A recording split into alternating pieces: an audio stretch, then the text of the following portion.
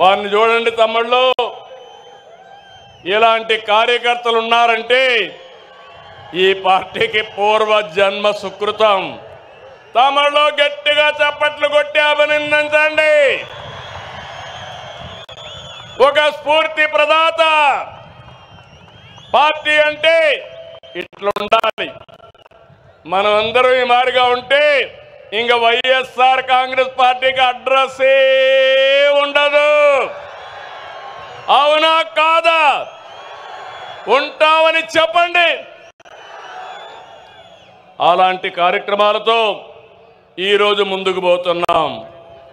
నెల నెల పింఛన్లు ఇస్తున్న మనం ఏ స్థాయిలో సంక్షేమం అందిస్తున్నాయో చెబుతుంది. దేశంలో ఏ రాష్ట్రమైనా 64 లక్షల మందికి పింఛన్లు ఇస్తున్నారా అని అడుగుతున్నా. సవాలు విసురుతున్నా. ఏడాదికి 33,000 కోట్లు ఒక్క పింఛన్కే సంక్షేమ కార్యక్రమాలు ఇస్తున్నాం. ఇది ఒక్క మన ప్రభుత్వానికే సాధ్యమైంది.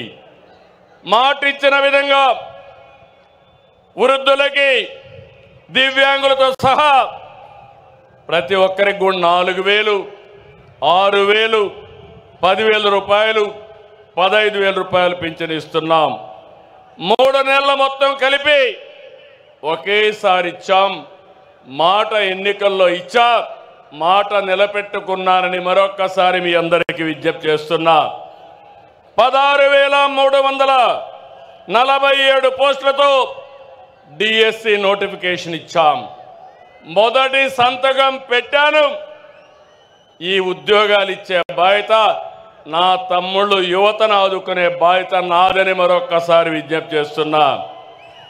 దీపం పెట్టాం, గ్యాస్ సిలిండర్లు ఇచ్చాం. దీపం 2 కింద 3 గ్యాస్ సిలిండర్లు మా ఆడబిడ్డలకు ఇస్తా. ప్రతి 4 నెలలకు ఒకసారి మీ అకౌంట్లోనే డబ్బులు వేస్తామని చెప్పి కూడా నేను మీకు తెలియజేస్తున్నా. తమిళ ఉమ్మడి రాష్ట్రంలో ఎస్సీ వర్గీకరణ తీసుకొచ్చాం. ఏబిసిడి పెట్టాం. దానిపైన వీళ్ళందరూ కూడా కోర్టు కొంతమంది పోతే ఆనాటి ప్రభుత్వం సరిగా దాన్ని సమర్థించకుండా కోర్టులో కొట్టేసే పరిస్థితికి వచ్చారు. ఇటీవల మనం చెప్పింది న్యాయమని సుప్రీంకోర్టు కూడా చెప్పింది. మళ్ళీ ఎస్సీలకు ఏబిసి వర్గీకరణ తెచ్చిన పార్టీ, సామాజిక న్యాయం చేసిన పార్టీ, సోషల్ రీఇంజనీరింగ్ చేసిన పార్టీ తెలుగుదేశం పార్టీ అని విజ్ఞప్తి చేస్తున్నా. తమ్ముళ్ళు, మొన్నటి వరకు రోడ్లు ఎట్టున్నాయని అడుగుతున్నా. గుంతల రోడ్లు అవునా కాదా? గుంతలు పూడ్చామా లేదా అని మిమ్మల్ని అడుగుతున్నా.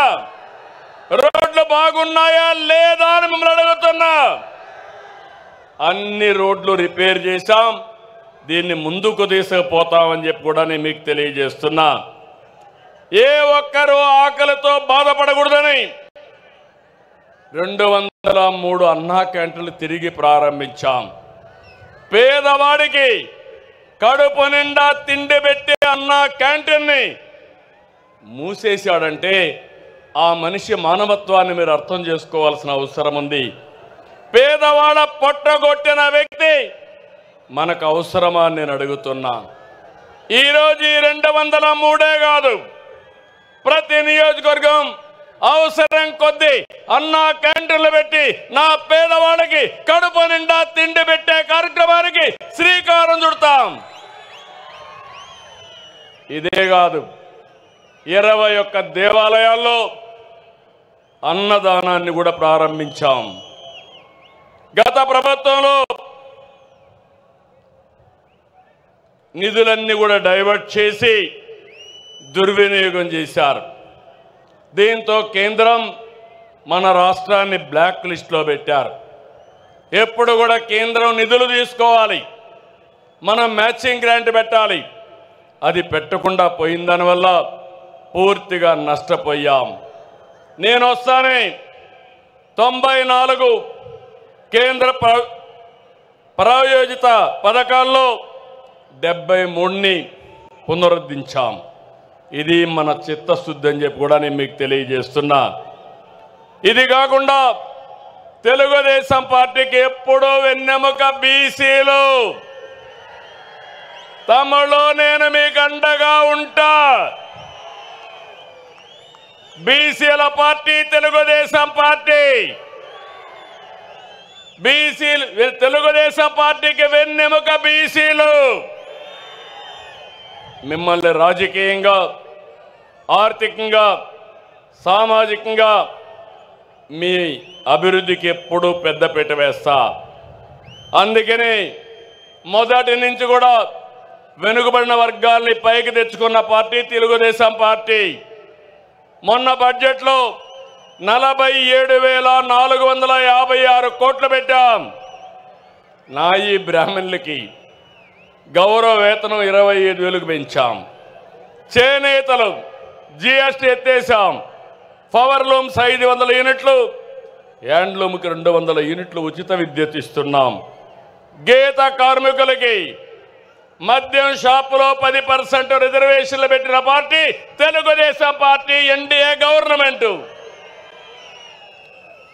మత్స్యకారులు ఉపాధి దెబ్బతీసే 217 జీవోని రద్దు చేశాం. మత్స్యకారులు వేటకు పోయే సమయంలో పోలేకపోతే హాలిడే ఉండేటప్పుడు 20,000 రూపాయలు చొప్పున 259 కోట్ల రూపాయలు అందజేశాం. యాదవులకి, కురబలకి గొర్రెలు కానీ ఆవులు పట్టుకోవడానికి ఆర్థిక సహాయం చేస్తాం. స్వర్ణకారుల కార్పొరేషన్ ఏర్పాటు చేశాం. పేదవాళ్ళందరినీ కోరుతున్నాం. ఎస్సీలకు, ఎస్టీలకు సూర్య గారి కింద రూఫ్ టాప్ పవర్ తయారు చేసుకోవడానికి ఉచితంగా డబ్బులు ఇస్తామని హామీ ఇస్తున్నాను. వాళ్ళు కానీ ఎక్కువ కరెంటు ఉత్పత్తి చేసుకుంటే తిరిగి వాళ్ళకు డబ్బులు కూడా ఇస్తాం. అలాంటి కార్యక్రమానికి శ్రీకారం చుట్టాం. బీసీలకు హామీ ఇస్తున్నాం. 3 కిలోవాట్ల వరకు దగ్గర 98,000 రూపాయలు సబ్సిడీ ఇస్తామని మీ అందరికీ విజ్ఞప్తి చేస్తున్నా. ఇక్కడుండి అగ్రవర్ణాలకు చెప్తున్నా, మీ ఇండ్ల పైన మిగిలిన అందరూ కూడా సోలార్ ప్యానెల్స్ పెట్టుకోండి. కరెంటు ఛార్జీలు కట్టే పరిస్థితి లేదు. 78,000 రూపాయలు సబ్సిడీ ఇస్తాం. తద్వారా మీకు కరెంటు ఛార్జీలు కట్టే భారం పూర్తిగా పోతుందని చెప్పి కూడా నేను మీకు తెలియజేస్తున్నా. రైతులకు హామీ ఇస్తున్నాం. మీ పొలాల దగ్గర కుసుమ్ కింద మీ పంప్ సెట్ల దగ్గర సోలార్ పంప్ సెట్లు పెట్టుకోండి. డబ్బులు నేనే ఇస్తా. మిగిలిన కరెంటు మీరు వాడుకోండి. మీ ఇంట్లో దీపాలు వెలిగించుకోవడానికి ఇంటికి వాడుకోండి. ఇప్పుడు చాలామంది మోటార్ బైకులు వేసుకొని వచ్చారు, కార్లు వేసుకొని వచ్చారు. అవసరమైతే ఆ కరెంటుతో ఏవైతే పవర్ అన్ని ఛార్జ్ చేసుకుని ఉచితంగా ప్రయాణం చేసుకునే అవకాశం వస్తుందని చెప్పి కూడా నేను మీకు తెలియజేస్తున్నా. వేద విద్యార్థులకు 3,000 భృతి, అర్చకులకు 15,000 పెంచాం, ఇమాములకు 10,000 పెంచాం, మౌజములకు 5,000 పెంచాం, పాస్టర్లకు కూడా 5,000 పెంచిన ఏకైక పార్టీ ఎన్డీఏ కూటమి అని చెప్పి తెలియజేస్తున్నా. ఆర్య వయస్సుల ఇలవేల్పు శ్రీ కన్యకా పరమేశ్వర అమ్మవారి ఆత్మార్పణ దినాన్ని అధికారికంగా చేస్తున్నాం. అమరావతిలో పొట్టి శ్రీరాములు మెమోరియల్ కింద 5 ఎకరాలు భూమి ఇచ్చి అక్కడ ఆయన విగ్రహం ఏర్పాటు చేస్తాం. ఇది కూడా ఏర్పాటు చేస్తామని చెప్పి నేను మీకు తెలియజేస్తున్నా. జూనియర్ న్యాయవాదులకి భృతి చెల్లిస్తున్నాం. ఇది కాకుండా ఈరోజు మీరు ఒక్కసారి చూస్తే ఉద్యోగస్తులందరూ కూడా టీచర్లకు మేలు చేసేలాగా 117 జీవో రద్దు చేశాం. పోలీసులకు 213 కోట్లు సరెండర్ లీవ్ సొమ్ము చెల్లించాం. గత ఉద్యోగుల అవమానాలకు గురి చేసింది, వారి పిఎఫ్ను కూడా కాజేసింది. నేడు మన కూటమి ప్రభుత్వం 1వ తారీఖున ఉద్యోగాలు ఇస్తున్నాం. ఒకేసారి 7,500 కోట్ల రూపాయలు వాళ్ళ డబ్బులు డైవర్ట్ చేసి తిరిగి వాళ్ళకి ఇచ్చిన ప్రభుత్వం కూటమి ప్రభుత్వం అని చెప్పి కూడా నేను మీకు తెలియజేస్తున్నా. అంగన్వాడీలు ఆశాలకు 1,50,000 లబ్ధి వచ్చేట్టుగా గ్రాట్యుటీ అమలు చేస్తున్నాం. తమ్ముళ్ళు ఆడబిడ్డలు మీరు చూస్తున్నారు. గత ప్రభుత్వంలో చేసిన దుర్మార్గాలు, భూ మాఫియాలు, ప్రజల్ని ఇబ్బంది పెట్టిన విధానం ఏ విధంగా చేశారంటే పెద్ద ఎత్తున భూముల విషయం కానీ ఇంకా ఇవన్నీ చేస్తే మనం వస్తానే ల్యాండ్ టైటిలింగ్ రద్దు చేసింది తెలుగుదేశం ప్రభుత్వం అని మీ అందరికీ హామీ ఇస్తున్నాను. అదే మనం రాకపోయి ఉంటే మీ భూములన్నీ గోవిందా గోవిందా ఆ భూములన్నీ వాళ్ళ అకౌంట్లోకి పోయేటివి. అయినప్పటికీ కూడా ఎంత గోలుమాలలు చేశారంటే మీ భూమి కబ్జా చేయడానికి మీ భూమిని 22A పెట్టి మొత్తం రికార్డ్స్ అన్ని అస్తవ్యస్తం చేసేశారు. గందరగోళంగా తయారైనాయి. నేను అన్ని సమస్యల్లో పరిష్కారం చేయగలుగుతున్నాను. కానీ ఈ సమస్య జటిలం అయిపోయిన దానివల్ల చాలా టైం తీసుకుంటా ఉంది. నేను ఈ సభలో మీకు హామీ ఇస్తున్నా, రాబోయే మహానాడుకి భూ సమస్యలు పూర్తిగా పరిష్కారం చేసి మీకు అండగా నేనుంటానని మరొక్కసారి హామీ ఇస్తున్నాను. తమ్ముళ్ళు, టెర్రరిస్టు దేశానికి చాలా ప్రమాదం, ప్రపంచానికే ప్రమాదం. పాకిస్తాన్లో ఉండే టెర్రరిస్టులు ఆ ప్రభుత్వ అండతో భారతదేశానికి వచ్చి మన టెరిటరీకి వచ్చి 26 మందిని పొట్టన పెట్టుకున్నారు. మన ప్రధానమంత్రి నరేంద్ర మోడీ గారు నా ఆడబిడ్డల బొట్టు చెరిపేసిన వాళ్ళని భూమి మీద ఉండడానికి వీలు లేదు, అందుకే వదులుతున్న బ్రహ్మాస్త్రమని ఆపరేషన్ సింధూరు ఏర్పాటు చేసి పాకిస్తాన్కి వెళ్ళి 20 నిమిషాల్లో మొత్తం టెర్రరిస్టులందరినీ హతమార్చారు. భారతదేశంలో ఒక నమ్మకం వచ్చింది. ఈ రోజు నేను ఒకటి అడుగుతున్నా మిమ్మల్ని అందరినీ, దేశానికి టెర్రరిస్టుల వల్ల చాలా నష్టం. అదే సమయంలో మన రాష్ట్రంలో మన దేశంలో కూడా ఆర్థిక ఉగ్రవాదుల వల్ల కూడా అంతే నష్టం. అవునా కాదా తమ్ముళ్ళు అని మిమ్మల్ని అడుగుతున్న ఆడబిడ్డలు మీరు చెప్పండి. ఈరోజు ఇక్కడ చూస్తే కొంతమంది ఇక్కడ ఎకనామిక్ టెర్రరిస్టులుగా తయారైపోయి ఇష్టానుసారంగా రాజకీయ ముసుగులో ల్యాండ్, శాండ్, మైన్ ఇవన్నీ కూడా దోచేసుకున్నారు. నమ్మి మీరు ఓట్లేశారు. మిమ్మల్ని ఈ ప్రభుత్వం కాపాడుతున్నా, ఆనాటి ప్రభుత్వం కాపాడుతున్న ఆలోచించారు. ఎక్కడ చూసినా జే బ్రాండ్తో మద్యం వ్యాపారం, నాసి రకం మద్యం. దీనివల్ల మీ లివర్ పోయింది, హార్ట్ దెబ్బతినింది, కిడ్నీ పోయింది, చాలామంది చనిపోయే పరిస్థితికి వచ్చారు. ఇంకో పక్కన డ్రగ్స్ వచ్చాయి, గంజాయి వచ్చింది, యువత నిర్వీర్యం అయిపోయింది. ఈరోజు నేను హామీ ఇస్తున్నా, ఇక్కడుండేది సిబిఎన్, ఇక్కడుండేది ఎన్డీఏ ప్రభుత్వం. ఎవరైనా సరే డ్రగ్ అమ్మితే, గంజాయి అమ్మితే అదే చివరి రోజని హెచ్చరిస్తున్నాను. మా ఆడబిడ్డల జోలుకొస్తే ఖబర్దార్ జాగ్రత్తగా ఉండండి. అదే మీకు అంతిమ గడియలని చెప్పి కూడా హెచ్చరిస్తున్నా. తమ్ముళ్ళు, అడవులు ఆక్రమించి ఎస్టేట్లు నిర్మించుకుంటారు, కొండల్నే మింగేస్తారు, చెరువుల్ని చెరబడతారు, ప్యాలెస్ల నుంచి ఎస్టేట్ల వరకు అక్రమ సామ్రాజ్యాన్ని నిర్మించుకున్నారు. ఆపరేషన్ క్లీన్ పాలిటిక్స్తో పాజిటివ్ ప్రోగ్రెస్ పాలిటిక్స్కి నాంది పలకదాం.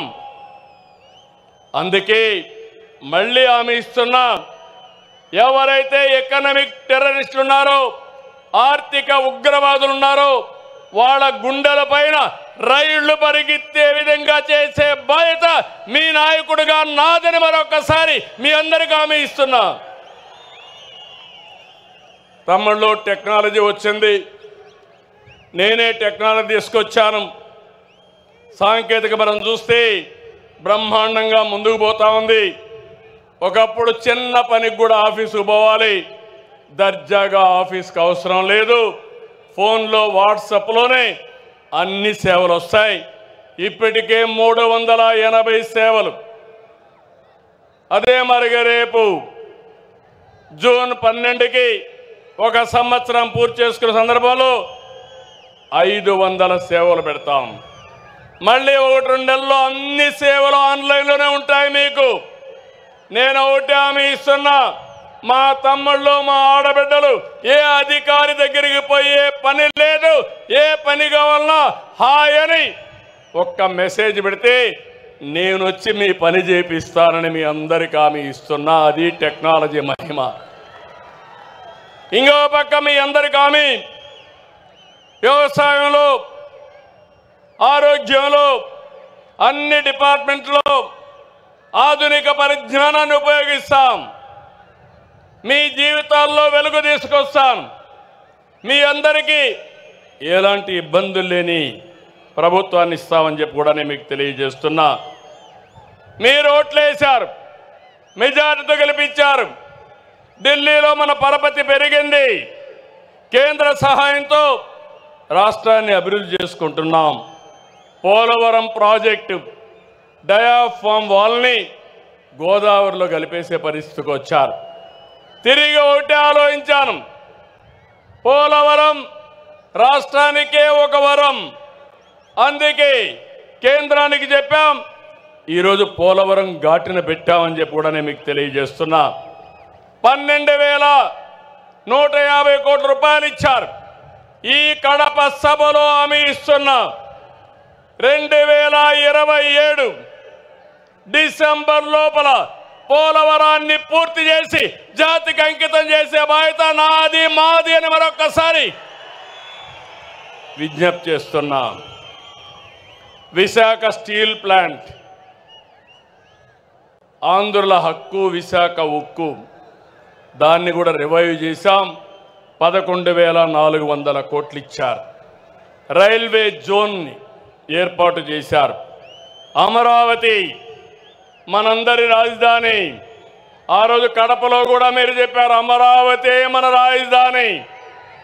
3 ముక్కలు ఆటాడి కడాన మనం అందరినీ రాజధాని లేకుండా చేశాడు. కేంద్రం 15,000 కోట్ల రూపాయలు సమకూర్చింది. అది కూడా పూర్తవుతుంది. ఇంటింటికి ట్యాప్తో నీళ్లు ఇవ్వడానికి నరేంద్ర మోడీ గారు జల్ జీవన్ మిషన్, అదే మరి అమృత్ వంటి పథకాలు తీసుకొస్తే అవి కూడా నిర్వీర్యం చేసేశారు. దాన్ని కూడా పూర్తి చేసే బాధ్యత తీసుకుంటాం.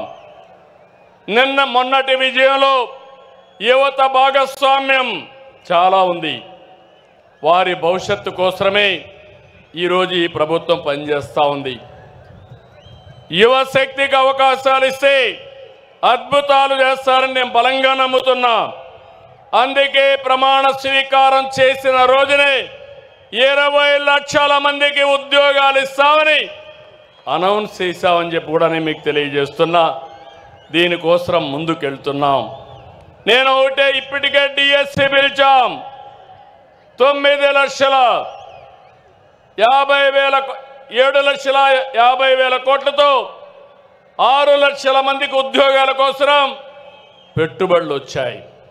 చాలామంది అన్నారు, మీ రాష్ట్రంలో ఒక భూతం ఉంది, మేము రావాలంటే భయం ఉందంటే, ఆ భూతాన్ని శాశ్వతంగా భూస్థాపితం చేస్తున్నాం. స్వేచ్ఛగా మీరు రండి, మీకు అండగా ఉంటారని హామీ ఇచ్చాను.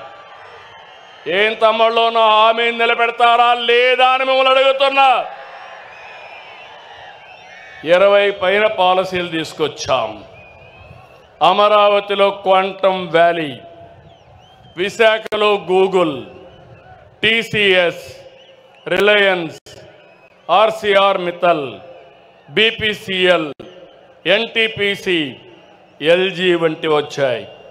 తమ్ముళ్ళు, నేను ఎన్నోసార్లు చెప్పాను, నాలెడ్జ్ ఎకానమీలో రాష్ట్రాన్ని గ్లోబల్ హబ్గా తీర్చి మీ ఇంటి దగ్గరనే మీరు కూర్చొని మీరు పనిచేసే విధానానికి వర్క్ ఫ్రమ్ హోమ్ తీసుకొస్తానని చెప్పా. ఇప్పటికే 5 లక్షల మంది పనిచేస్తున్నారు. రాబోయే రోజుల్లో దాన్ని ఇంకా పెంచి మీ అందరూ ఇంటి దగ్గరే పనిచేసే విధంగా నేను చేసే కార్యక్రమాలు కూడా చేపడతానని మరొక్కసారి హామీ ఇస్తున్నా. మళ్ళీ చెప్తున్నా, I am with you, I am with youth. యువతే నా బలం, యువత మీదనే నా ఆశలు.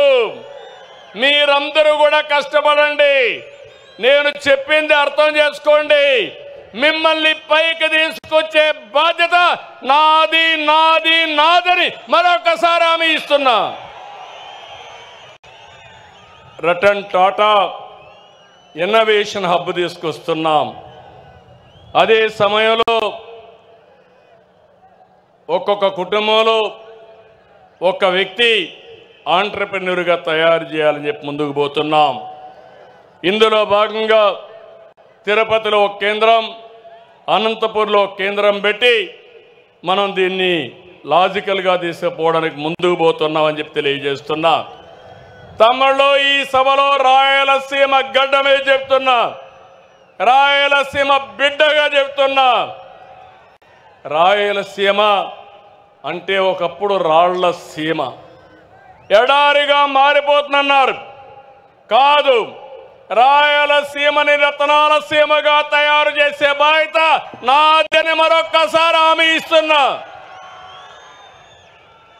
రాష్ట్రానికి ఒక మణిహారంగా మారుస్తాం.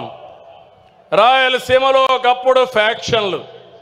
నేనే ఆ రోజు ఎవరైనా సరే రాయలసీమ గడ్డ పైన ఫ్యాక్షన్ ఉండడానికి వీలు లేదని కఠినంగా వ్యవహరించా. ఈరోజు ఏం తమ్ముళ్ళు ఫ్యాక్షన్లు ఉన్నాయా అని మిమ్మల్ని అడుగుతున్నా. దీనివల్ల అభివృద్ధి అవుతా ఉందా లేదా అని మిమ్మల్ని అడుగుతున్నా. నా దగ్గర రాయలసీమ అభివృద్ధికి స్పష్టమైన బ్లూ ప్రింట్ ఉంది.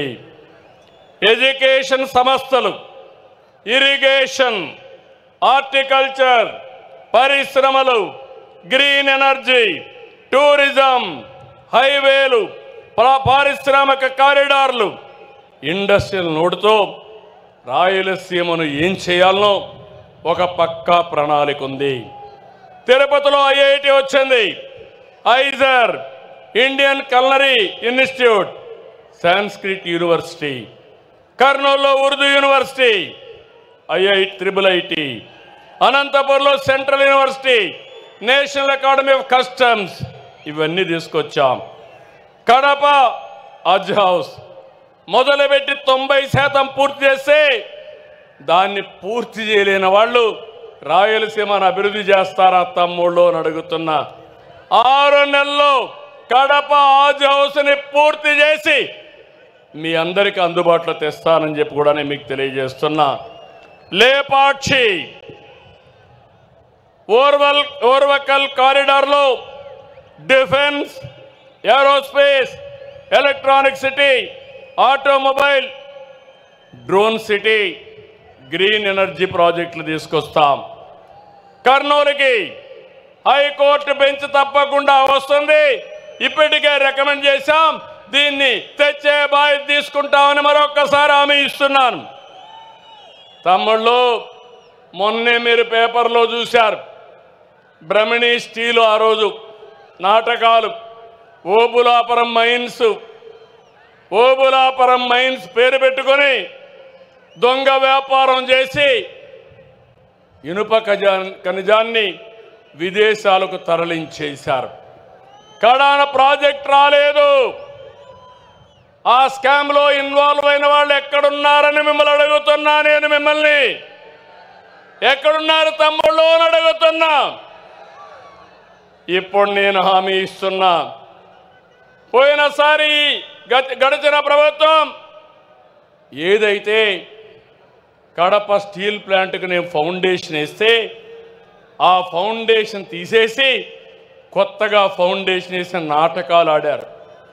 కడపలో స్టీల్ ప్లాంట్ వచ్చిందా అని మిమ్మల్ని అడుగుతున్నా. రాయలసీమ స్టీల్ ప్లాంట్ వచ్చిందా అని మిమ్మల్ని అడుగుతున్నా.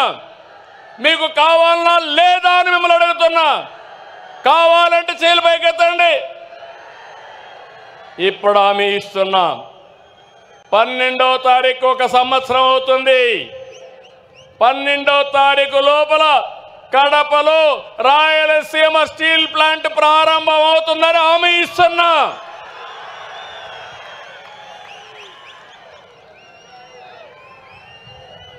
దీనివల్ల ఫేజ్ 1లో 4,500 కోట్లు,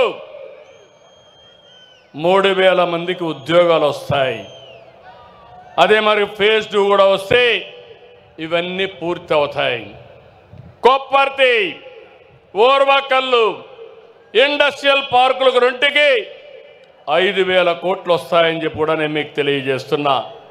డబ్బులు ఇచ్చాం, టెండర్లు పిలిచాం, తొందరలోనే పని ప్రారంభిస్తాం.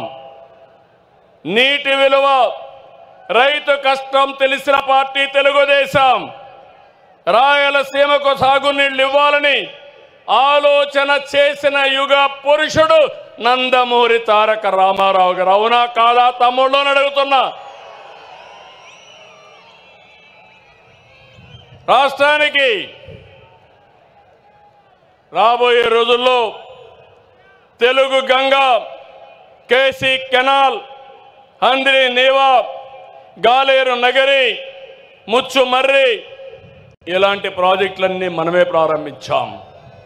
వేదవతి, అలగనూరు, గండికోట లిఫ్ట్ కూడా మనమే ఆ రోజు తీసుకొచ్చాం.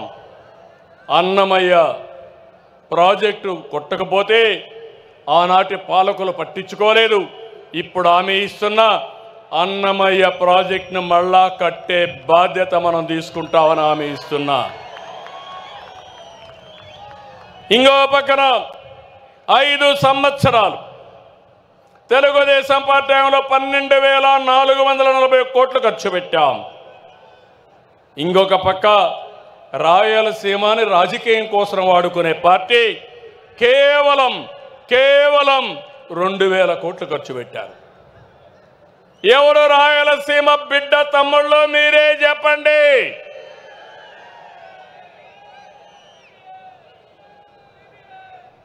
అందుకే మళ్ళీ ఆలోచించాను. ఈ ప్రాజెక్టులు పూర్తి చేస్తూనే ఈ రాయలసీమ రతనాల సీమగా తయారు కావాలంటే పోలవరం, బనకచెర్ల పూర్తి చేయాలి. రాయలసీమను రతనాల సీమ చేయాలనే ఆలోచనతో ముందుకు పోతున్నాం. బనకచెర్ల, పోలవరానికి 80,000 కోట్లు అవుతాయి. ఇది పూర్తి చేసి పోలవరం వంశధారగానే పూర్తి చేస్తే వంశధార దగ్గర నుంచి పెన్నా నది వరకు నదుల అనుసంధానం జరుగుతుంది. ఇది ఒక చరిత్ర. తప్పకుండా మీరు సహకరించండి. అది చేసి నేను మీ జీవితాల్లో వెలుగు తీసుకొస్తానని మీ అందరికీ హామీ ఇస్తున్నా. ఇది నా సంకల్పం. నేను సంకల్పం చేస్తే వదిలిపెట్టను. నా పట్టు ఎప్పుడు ఏదైతే ఉడుము పట్టే చేసి చూపిస్తానని మీ అందరికీ హామీ ఇస్తున్నా. అందుకే మొన్నే మీరు చూశారు, సీమలో ప్రతి ఎకరాకు నీళ్లు ఇవ్వాలని ప్రాజెక్టుల మీద ఫోకస్ చేశాం. హంద్రి నీవా, సుజల, స్రవంతి ఫేజ్ 1, ఫేజ్ 2 ఒకే సంవత్సరం 3,873 కోట్ల రూపాయలు ఖర్చు చేస్తున్నాం. మీరు ఖర్చు పెట్టింది 2,000 కోట్లు 5 సంవత్సరాలు అయితే ఒకే సంవత్సరంలో 3,873 కోట్లు ఖర్చు పెడుతున్నాం. కడప ఇప్పుడే మాధవి గారు చెప్పారు. కడపలో మీరు చూస్తే నీళ్లు కూడా తాగడానికి లేవు. పక్కన గండికోట ఉంది, ఇక్కడే కొప్పర్తుంది. మీ అందరికీ హామీ ఇస్తున్నా, ఏదైతే గాలేరు నగిరి కడప వరకు తీసుకురావడానికి 1000 కోట్లు అవుతుంది. ఇప్పుడే శాంక్షన్ చేస్తున్నామని మీ అందరికీ హామీ ఇస్తున్నా. ఈ సంవత్సరమే ప్రారంభిస్తాం. ఇవన్నీ తీసుకొచ్చి రాయలసీమని హార్టికల్చర్ హబ్గా నిర్మాణం చేస్తాం. అదే మాదిరిగా హార్టికల్చర్ చేస్తే రాయలసీమ భవిష్యత్తు ఒక్కసారి ఊహించుకోండి. ఇంకో పక్క గండికోట, ఏపీ గ్రాండ్ కెనియన్, దీన్ని బెస్ట్ టూరిజం స్పాట్గా చేస్తాం. నేను వచ్చినప్పుడు చెప్పాను, కృష్ణదేవరాయల విగ్రహం 100 అడుగుల విగ్రహం పెడతాన్నా, అది కూడా శాంక్షన్ చేస్తున్నాం, పని ప్రారంభిస్తామని మీ అందరికీ హామీ ఇస్తున్నాం. తిరుపతి, ఒంటిమిట్ట, కాళహస్త్రి, కాణిపాకం, శ్రీశైలం, అహోబిలం, మంత్రాలయం, పుట్టపర్తి, కడప దర్గా, ఇవి మన సొంతం. ఇవన్నీ కూడా అనుసంధానం చేసి బ్రహ్మాండమైన టూరిజాన్ని నేను ప్రమోట్ చేస్తానని చెప్పి కూడా మీ అందరికీ తెలియజేస్తున్నా. ఇది రాయలసీమ మిషన్, ఇది రాయలసీమకు నేను ఇచ్చే వరం. రాయలసీమ రాబోయే రోజుల్లో రాళ్లసీమ కాదు, పేదరికం ఉండదు, రాష్ట్రానికి ఒక మణిహారంగా తయారు చేసే బాధ్యత నాది. సిద్ధమా తమ్ముళ్ళు అని అడుగుతున్నా మిమ్మల్ని అందరినీ. ఇంకో పక్కన ఎస్ఆర్బీసీ కానీ, గండికోట కానీ, పులివెందల్లో పెండింగ్లో ఉండే వర్కులు కానీ, సోమశిల నుంచి 1 టీఎంసీ నీళ్లు బద్వేలుకి ఇవ్వడం దగ్గర నుంచి శ్రద్ధ పెడతామని కూడా మీకు తెలియజేస్తున్నా. ప్రజల జీవితాలు మార్చేది మంచి పాలన, మంచి పాలసీలు. కులం, మతం, ప్రాంతం కాదు. అందుకే ప్రజలు ఏ పార్టీ మంచి చేస్తుంది, ఏ పాలకుడు మంచి చేస్తాడని ఆలోచించాలి. 2019లో తెలుగుదేశం పార్టీ రాకుండా పోయిన దానివల్ల ఎంత నష్టపోయామో ఒక్కసారి గుర్తుపెట్టుకోండి. అదే మాదిరిగా 2004 వరకు హైదరాబాద్లో చేసిన అభివృద్ధి ఈరోజు తెలంగాణ రాష్ట్రాన్ని దేశానికి నెంబర్ 1 ఎకానమీగా తయారు చేసింది. నాడు గెలుచుంటే మనం అనుకున్న పనులన్నీ పూర్తయ్యేటివి. రాష్ట్రం కూడా దెబ్బతినింది. నేను ఒకటే చెప్తున్నాను, మంచి పాలన కొనసాగాలి. అభివృద్ధి అనేది వైకుంఠపాడి కాకూడదు. తమ్ముళ్ళు అర్థం చేసుకోండి. వైకుంఠపాడి జ్ఞాపకం ఉందా స్టోరీ అని మిమ్మల్ని అడుగుతున్నా. పైకి ఎక్కడం, మళ్ళా కిందికి పడడం, మళ్ళా పైకి ఎక్కడం, మళ్ళా కిందన పడడం అవసరమా ఈ రాష్ట్రానికని మిమ్మల్ని అడుగుతున్నా. వైకుంఠపాడి చేస్తారా అని మిమ్మల్ని అడుగుతున్నా. సహకరిస్తారా అని మిమ్మల్ని అడుగుతున్నా. అందుకే మిమ్మల్ని కోరుతున్నా, మంచి పాలనగానే మనం చేసుకుంటూ పోతే వండర్ఫుల్గా చేయడానికి అవకాశం ఉంటుంది.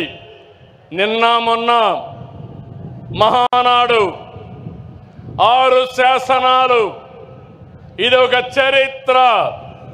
ఈరోజు మీరు చూస్తే తెలుగు జాతి విశ్వఖ్యాతి, యువగళం, శ్రీ శక్తి, అన్నదాతకు అండగా, పేదల సేవలో సోషల్ రీఇంజనీరింగ్, P4 ద్వారా మీ అందరినీ ఆర్థికంగా పైకి తీసుకొచ్చే బాధ్యత. 2029కి జీరో పావర్టీ, ప్రతి ఒక్కరికి ఇళ్ళు కట్టిస్తాం, ప్రతి ఒక్కరికి ఇంటి జాగా ఇస్తాం, కనీస అవసరాలు తీరుస్తాం.